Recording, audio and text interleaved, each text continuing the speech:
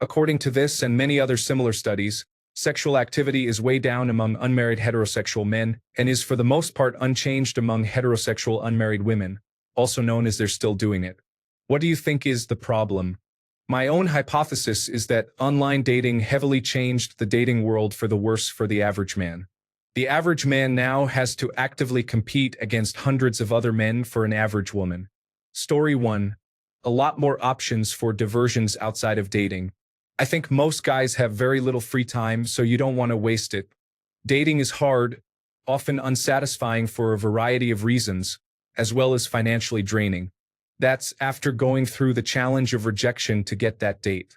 Meanwhile, there is so much you can do now to entertain yourself, so socializing in person is seen as less appealing. Add in all the free adult content, and you have no real incentive to try. Lastly, fewer people have their own places or privacy, and hotels are expensive. So even if you somehow get through all of the above, where are you going to go? Story 2. I can only speak for myself. I never leave the house. I'm kind of ugly, kind of poor, not a people person. I wouldn't date me if I were a woman. Does that even make sense? Story 3. While the move towards online dating has affected it, I feel that it's not the only factor. Namely, I feel that a lot of it may be a result of a social and generational shift over the past 15 years, where more young adults are living at home with their parents, spending more time going back to school, and focusing on their education or careers while wages remain stagnant.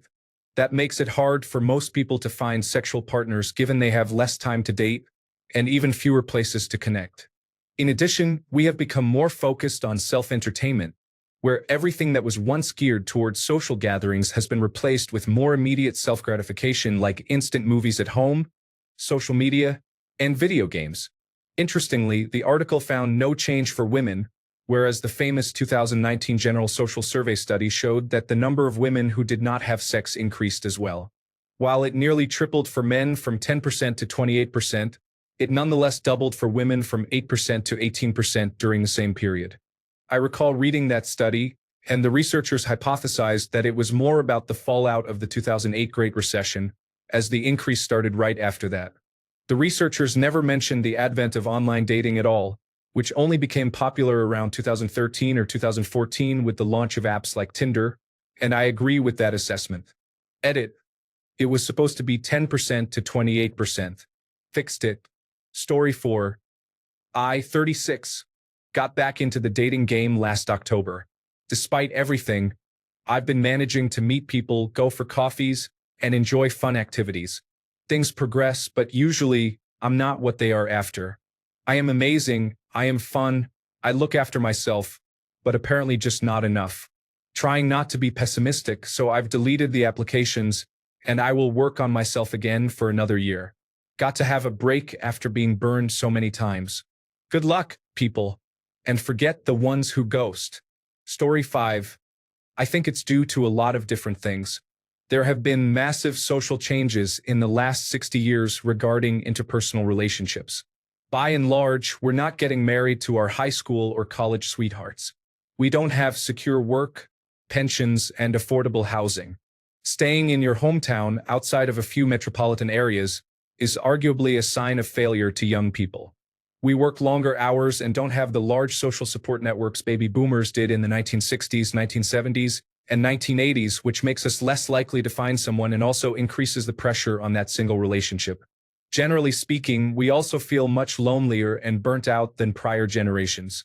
Culturally, we have more widely varying interests and hobbies, and there isn't an all-encompassing American culture anymore. Young people are much more diverse than our parents and grandparents. It's much more acceptable for people to want different things out of life and relationships than in prior generations. Women aren't dependent on a man for income or housing anymore.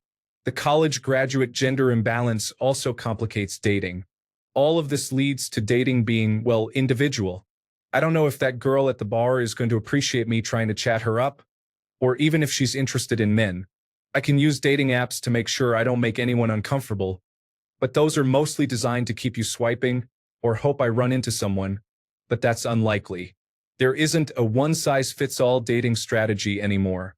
You sort of have to be born in the right area, have a good social circle of people that stick around, and get an incredible job with equally incredible benefits for baby boomer dating advice to work. Story 6. I can speak only to my own experience.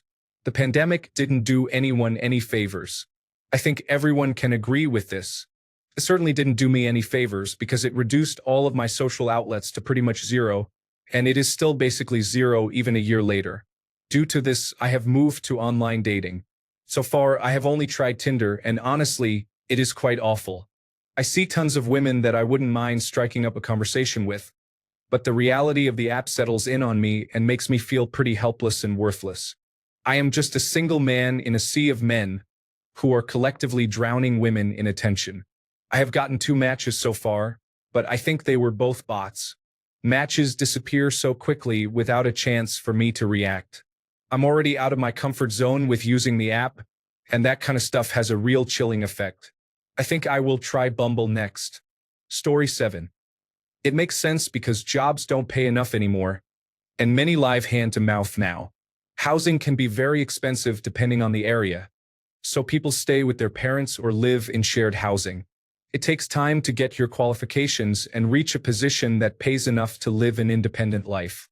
Socializing at clubs, bars, or restaurants, and even transportation is expensive as well. Add the extra cost of paying for 2 on a date, and you'll spend a fortune. Plenty of younger men cannot afford the expense. I've witnessed this with my own friends at the time. Story 8. Severe depression and anxiety, compounded by a ton of societal factors. 1. Work consumes more and more time, while housing is astronomically expensive. Over $1 million to buy a 2-bedroom small home or condo. Over $2,500 for rent. Leaving no time to do anything other than work, relax, and sleep. Somehow, young generations accept the fact that you need 1 to 3 jobs and a few side hustles just to live indoors. Housing is astronomically expensive, see above, meaning many people under 30 are trapped living with their parents. It's difficult to have a personal life if you live with parents. Constant electronic video stimulation and social media have made us less connected, less sociable, and more isolated. The fact that dating is not something people have fun with. It is much like social media, done to show off and make others jealous of how cool you are. Much like record stores and conversations, the internet killed it. Obtaining a job where you make enough money to be an independent person requires being exceptional, highly competitive, and having a minimum of an undergraduate degree, if not a master's or higher. Being that dedicated to school for the first 25 years of life does not leave much time for socializing. Story 9. I have not seen any studies on it, but I would wager it is highly correlated to this. Story 10. People are much more occupied because of the internet and have less free time in general than in previous generations since you need to work more hours to survive, and women are almost certainly required to work as well. Better sex education. Drug usage is down. More men are living at home with parents, men and women in general. This is probably one of the biggest reasons. An 18-year-old in the 70s had an easier time surviving than an 18-year-old now. Worldwide obesity rates have quadrupled in the last few decades, which is correlated to a lower sex drive. Story 11. My 2 cents. Adult hobbies are more accessible, numerous, varied, and fulfilling than ever before. At no point in human history has the average middle-class adult male had more options for things to spend his free time on.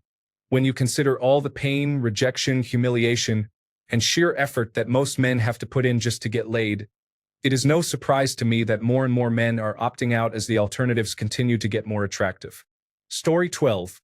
I am 28 years old.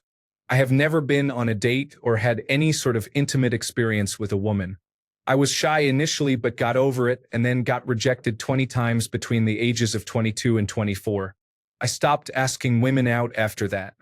I am also an average-looking guy who is not exceptional in any way. I know that girls are not going to approach me. I am not going through another streak of rejection just on the off chance that one of the girls agrees to go out with me. Friends have asked me what if the next one I ask out does reciprocate the feelings. I usually reply, what if it is not the next one? What if it is the 21st one or the 87th? I am not willing to get rejected 100 times to get one yes. If that means I am going to be alone, then so be it. One more thing, I may be single, and it does make me sad at times, but I never talk about it to people or feel bitter about it. Talking about my failures will only make me undesirable to the opposite sex. Story 13. Tinder does no favors for men. I hate to make this point because it's very red pill, but women are very picky compared to men. What ends up happening is the top 80% of women only settle for the top 20% of men. Then the bottom 80% of men, we are settling for whatever we can get. This ends up being the bottom 20% of women on the app. These are rough numbers, and yes, I realize people are multidimensional and you can't just ascribe worth to people on a simple scale, and it's sexist to even consider it. But what ends up happening is that I have to keep lowering my standards until all that's left is undesirable matches. I want someone healthy enough where I'm confident they won't die at 60 from their lifestyle. I want someone who doesn't literally stink. I want someone who isn't proud they beat their kids. And asking women out in real life in any context seems untenable. There's so much modern Twitter meme culture about how men shouldn't ever assume a woman is flirting with them just because they're being nice to them, or how creeped out they are by being looked at. I realize I'm unfairly overreacting, but I'm just so terrified of being a creep that I avoid women entirely. And even when I've dipped my toe into having a relationship, I can't shake the feeling that a case is being built against me the entire time. My mother complained endlessly about cleaning the house and cooking. I've lived on my own for decades now, but still, I'm so tired of hearing it from someone that I can't allow myself to let a significant other do anything for me lest they have ammunition to complain about. Story 14. I think it's online dating and the general culture towards men. A lot of young men I see are really insecure about their relationships. They see themselves as really disposable. And why wouldn't they? Societal norms lately seem to be unfavorable to the average person. They always emphasize, you need to have something to show off. You're not smart? I hope you're really well built. You're unfit? I hope you're particularly charismatic or rich or smart. It's really not a great time for an average person. Story 15. I used to be active back in the day, but from age 26 to 32, I haven't gotten any because it's simply too hard to approach women nowadays, or they just aren't what I'm looking for or interested in. I'm pretty attractive, and my female friends are always asking why I can't find anyone. Well, after so much, you just give up and say the right woman will find me in my house because online dating is not worth it unless you want to be depressed all day from lack of responses and matches. Honestly, every lady I got down with, I met in person or through friends. They need to see the charm, in my opinion. Story 16. Few points. Smaller social circles create fewer opportunities. More competition with other time-consuming activities, namely video games. Better education at an earlier age about the ramifications of teenage pregnancy or pregnancy for a couple ill-prepared. The previous 2 generations witnessed the highest rates of divorce ever, so children are the products of broken homes.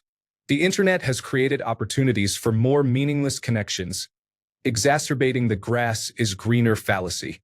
The internet has increased the turnover rate for sexual partners. Story 17. I agree with the original poster. I have used dating applications over many years, and over time I got less and less attraction because during that time I was competing with more and more other men. In addition, we were all competing over the same women. The psychological implications are pretty obvious, and ultimately someone like me just cannot compete anymore even though I have my life together. My own place, no kids, no debt, a stable job, and decent looks. Besides all that, it is also becoming increasingly popular to discourage men from approaching women in any public place except a bar or club, and I do not like going to those. The only thing left is just some extreme off chance that a single woman takes interest in me and also does the approaching. Story 18. I'd believe that. A couple of factors off the top of my head. Social media and safety-focused helicopter parenting cause young adults to be more anxious, less confident, and so on. Similarly, more indoor activities and online communication lead to fewer real socialization opportunities, resulting in fewer attractive males. Internet pornography on our phones. A more competitive economic landscape means less energy to pursue dating and delays in paying off debt or securing a nice apartment, car, or house to feel secure and be more attractive. Higher costs of rejection. such as social stigma on cold approaches, sexual assault claims, and texting or social media spreading news quickly, mean that if you aren't attractive enough to get female attention, you may disappear and give up romantically. Ironically, discouraging male initiative in dating makes these men even less attractive as they don't become self-confident risk-takers and either become loners or wait to become successful and fit to date.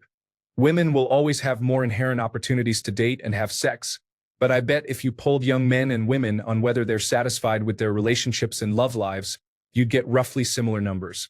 Story 19. Most guys probably just can't be bothered anymore. You used to be able to try and talk to a girl and buy her a drink or ask for her number. It seems like a lot of guys have hang-ups on these things now and think they are actually scaring the girls or being creepy. Like the whole white knight thing. I don't stop and help people in trouble straight away now. I used to, but now most of the time I just walk off. The internet sucks.